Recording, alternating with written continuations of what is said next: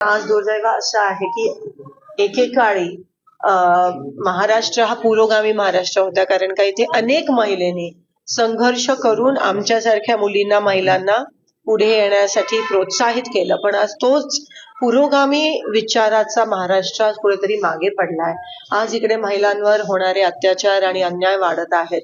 आज ह्या पुरोगामी महाराष्ट्रात दीन दलित लोकांवर, अल्पसंख्याक लोकांवर हमले आणि अत्याचार होत आहेत. आज दिवसा ढवळे सरपंचांचे खून होत आहेत. बीड असेल, परभणी असेल, बदलापूर असेल, हे प्रकरण वाढत चाललेत. बीजेपीची सत्ता देशात आणि महाराष्ट्रात आल्यापासून एकंदरीत कायदा सुव्यवस्था पूर्ण ढासळलाय. कोणाला भीती राहिली नाहीये पोलिसांची. सगळ्यांनी कायदा सुव्यवस्था एकंदरीत हातात घेण्याचा प्रयत्न या ठिकाणी केलाय. राज्यकर्ते जे असतील, सीएम असतील, स्वतः खुद पाठीशी घालायचा प्रयत्न करतायत. काही लोकांना रेकॉर्डवर एक आणतात, विधानसभेत रेकॉर्डवर म्हणतात की जे परभणीचं प्रकरण आहे, रेकॉर्डवर ते म्हणाले मुख्यमंत्री की हत्या ही वेगळ्या कारणामुळे झाली आणि पोस्टमॉर्टमच्या रिपोर्टमध्ये हत्या मारहाणीमुळे झाली असं एकंदरीत दिसून येत आहे. आणि मुख्यमंत्री म्हणतात की हार्ट अटॅकमुळे. तफावत एवढी आहे, कुठेतरी मुख्यमंत्री असो, सत्ताधारी असो, हे जे खुनी आहेत त्यांना पाठीशी घालण्याचा प्रयत्न करतायत. आज कोणीही या महाराष्ट्रात सुरक्षित राहिलं नाहीये. महिला राहिल्या नाहीयेत, लोक राहिली नाहीयेत, गावकरी, गरीब कोणीही राहिलं नाहीये. आणि एकंदरीत पूर्णपणे ही असं होत असताना तिथे सत्ता कोणाला मिळाली पाहिजे, कोणाला कोणतं मंत्रीपद मिळालं पाहिजे, त्याकडे जास्त लक्ष केंद्रित होत होतं. आणि दुसरीकडे हे गोरगरीब लोक त्या ठिकाणी मरत होते आणि त्यांच्यावर अन्याय होत होता. या गोष्टीचा मी मुख्यमंत्र्यांचा निषेध करत आहे. आणि हा महाराष्ट्राला आता पुन्हा एकदा पुरोगामी पथावर आणण्याची जबाबदारी ही महाराष्ट्रात राहणाऱ्या प्रत्येक माणसाची आहे, शेतकऱ्याची आहे, महिलेची आहे, गोरगरीब कामगाराची आहे, आपल्या सगळ्यांची आहे. कारण का राज्यकर्त्यांकडून आता फारशा अपेक्षा राहिल्या नाहीयेत. सावित्रीबाई फुलेंची आज जयंती आहे. खरं तर भारतरत्न त्यांना मिळावं ही मागणी गेल्या अनेक वर्षांपासूनची आहे.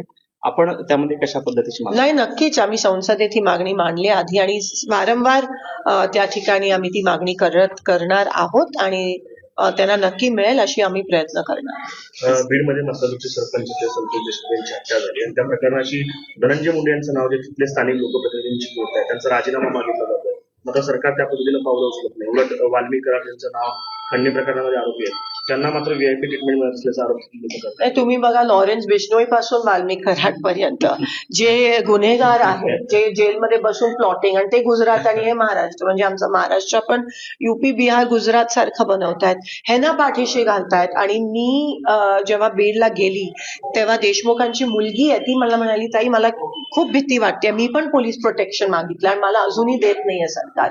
म्हणजे तुम्ही विचार करा किती दहशतीचं वातावरण त्या ठिकाणी निर्माण झालंय सगळ्यांवरच एकंदरीत. आणि सरकार 100% पाठीशी घालतंय.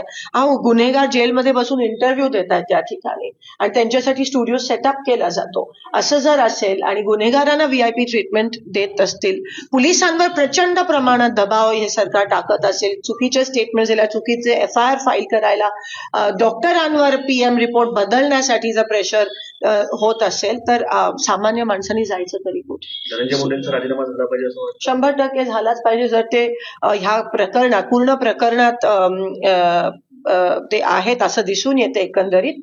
आणि काँग्रेस सत्ता असताना वारंवार जेव्हा राजीनामे मागितले जायचे तेव्हा द्यायचे आम्ही, एकंदरीत जबाबदारी घेऊन, नैतिक जबाबदारी घेऊन ते दिले गेले होते, जरी दोषी नसायचे तरी पब्लिक प्रेशरमुळे. पण इथे मला असं वाटतं अतिशय निगरगट्ट आणि अहंकारी सरकार आहे आणि लवकर हलतील असं दिसत नाही. मंत्रिमंडळ स्थापन होऊन अनेक दिवस झाले, मात्र पालकमंत्री अद्याप कुठल्या जिल्ह्याला. सोलापूरचं दुर्दैव, सोलापूरचं बीजेपीचं नेतृत्व कदाचित अकार्यक्षम आहे असं म्हणायला हरकत नाही.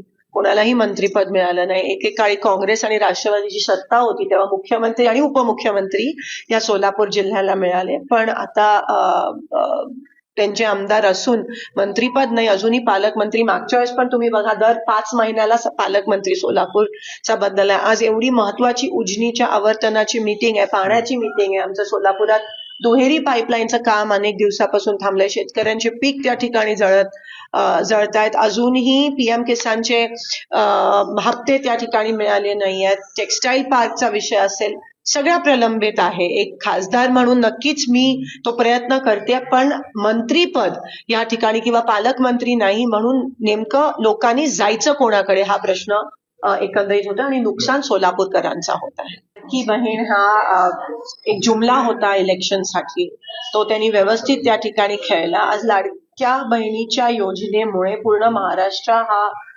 दिवाळखोर झाला आहे असा रिपोर्ट येत आहे. इतर योजनेचे पैसे सगळे थांबवले गेले, आता नाही आहेत, रिकाम्या पडल्या सगळ्या तिजोऱ्या आणि ह्या योजनेकडे वळवले. आता एवढं तरी प्लॅनिंग केलं पाहिजे की ती लाडकी बहीण जी आधी होती त्या अजून आतुरतेने वाट बघतात. एवढ्या लवकर त्यांना सावित्र